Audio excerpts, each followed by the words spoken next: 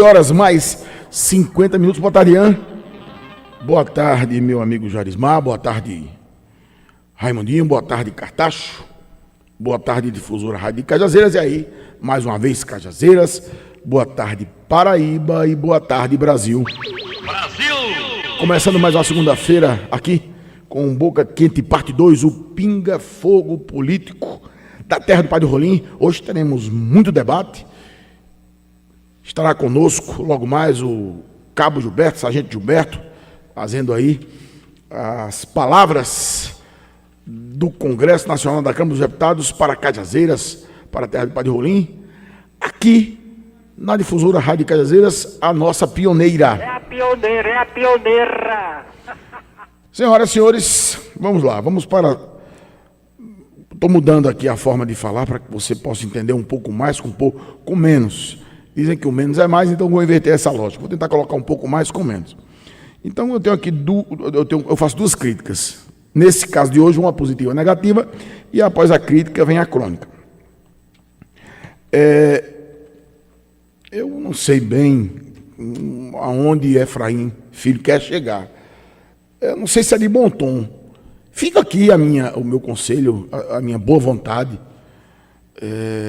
Eu não sei o que é que Cláudio Castro tem para oferecer à Paraíba. Não sei, realmente, morreram aqueles 120 por lá. Aí dizem que é uma parte de bandidos, outros que não tinham passado pela polícia, não sei. Mas só foi isso. Até agora a gente não vê o Rio de Janeiro sair do lugar em que sempre esteve ao longo da história. E Cláudio Castro fazer o que aqui? Eu não entendo. Eu acho, Efraim, se as minhas palavras chegarem até você, se você queria movimentar o bolsonarismo, não é bom, não. A situação é muito mais complexa. Eu entendo que você tem que buscar abraçar o seu projeto do governo do Estado com mais seriedade. Eu falo aqui de forma... Até porque conselho, se fosse bom mesmo, a gente não dava nem... né? A gente vendia. Conselho é igual café, toma quem quer. Mas eu não vejo, acompanho a comunicação paraibana aqui de norte a sul, de leste a oeste, a crítica ácida do povo. Você vê uma exceção ou outra, mas todo mundo dizendo que o Rio de Janeiro não é exemplo para ninguém, Efraim. O Rio de Janeiro não é exemplo para ninguém. A segunda crítica, ela é positiva. Aqui do Difusora 1, você que está em casa pode pegar aí, você vai lá na internet e bota Difusora 1. Aí tem lá bem assim, salário mínimo terá o maior aumento da história. Eu estou sem acreditar, mas como a matéria é nossa, eu acredito. É matéria aqui do site Difusora, o maior salário mínimo da história. A maior reparação financeira que o trabalhador brasileiro recebeu. E aí eu fui pesquisar também em outros sites nacionais e outras fontes de informação, realmente a questão da porcentagem. E isso, como comunicadores, nós temos a obrigação de fazer. Esse negócio de carpideira, esse negócio de estar falando de defuntaria, só coisa ruim, e tome coisa ruim, o que movimenta o mundo é coisa ruim. Bom, eu discordo. Eu acho que a notícia é a notícia é essa. Mas vamos para a crônica do dia. Hugo Mota. Meu amigo Hugo Mota. Grande Hugo Mota. Tá ruim, viu? Tá ruim pro amigo, viu? Tá ruim. As matérias que saem de Hugo Mota do Brasil dizem que ele é considerado o pior. Eu não acredito, mas o Estadão fez uma matéria agora no final de semana dizendo que a reboque ele representa o que há de pior na política paraibana. E olhe que nós já tivemos uma série de presidentes da Câmara que a história resolveu apagar. Mas o editorial do Estadão, que é um dos maiores jornais do país, coloca Hugo Mota não só como aproveitador, como também envolvido com aquela questão da rachadinha dos funcionários fantasmas, mas a palavra mais simpática a Hugo Mota foi o oportunista. Aquele que não sabe onde está, a que veio e nem para onde vai. Eu não sei se eu sinto vergonha aqui pela Paraíba, pelo sertão da Paraíba, da qual eu tenho muito respeito, e muita gente inteligente, sábia e articulada saiu. Quantos nomes importantes o Sertão da Paraíba já deu para esse país? Eu acho que o Hugo Mota será presidente de um mandato só. Segundo o Estadão, ele é extremamente dependente, extremamente submisso ao ex-presidente da Câmara, o Lira, o Arthur Lira, e as suas negociatas, assim diz os jornais, os bastidores para a administração da Câmara são mais do que reprováveis. Ao ponto que Lula tentou fazer dele o seu líder na Câmara. Mas eu não sei bem se Hugo Mota entendeu ou não entendeu, ou eu não sei. Hugo Mota, mude a assessoria, ou mude quem está do seu lado, ou mude a sua cabeça.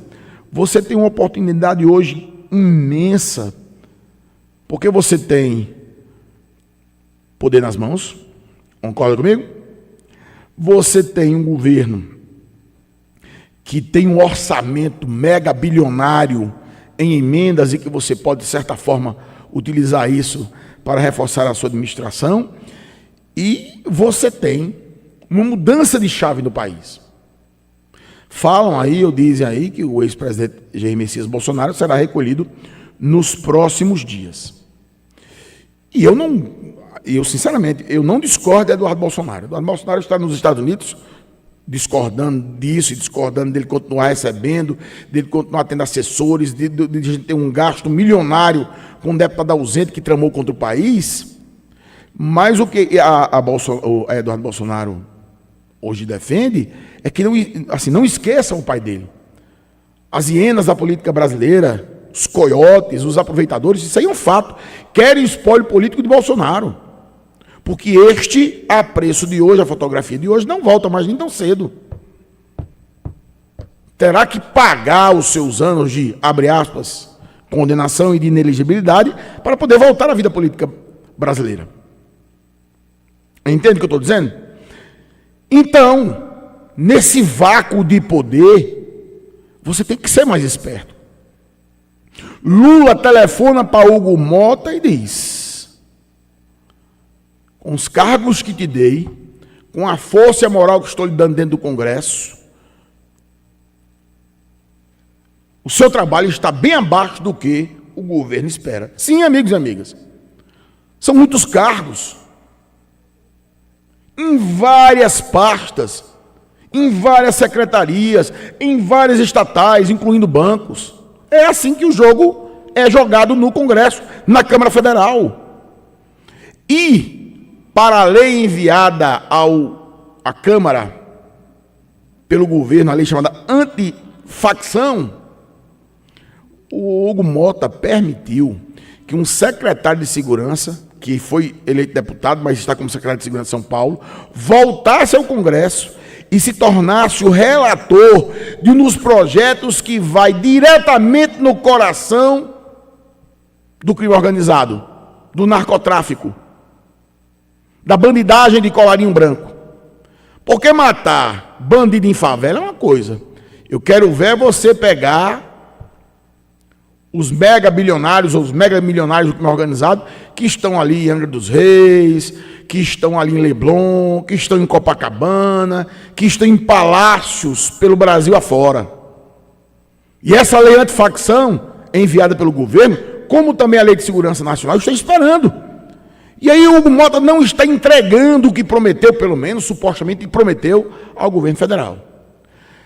Eu não sei se Lula é tolo o suficiente para não entender o espírito de Hugo Mota, ou se ele tem uma boa fé do tamanho do Everest para poder aceitar esses rompantes e essa mudança contínua de humor do presidente Hugo Mota. O fato é que ele está extremamente mal avaliado, é extremamente questionado pelas lideranças, todas elas, políticas, econômicas, intelectuais do país, e até agora Hugo Mota não disse a que veio. Nem mel, nem cabaça, nem Deus, nem o diabo. Eu só lamento que eu tenha que fazer mais uma vez essa crítica política que envolve a minha pequena e gigante Paraíba, que teria ou que poderia ter um nome de representatividade, um nome histórico, numa cadeira histórica que foi de Ulisses Guimarães e outros notáveis. Mas está tendo um cidadão, que é o Hugo Mota, que está preocupado muito mais em fazer os seus negócios, tem que responder aí por funcionário fantasma, por rachadinha e outras coisas, e não está fazendo o Brasil andar na velocidade que precisa e que merece. É lamentável, Hugo Mota, é lamentável.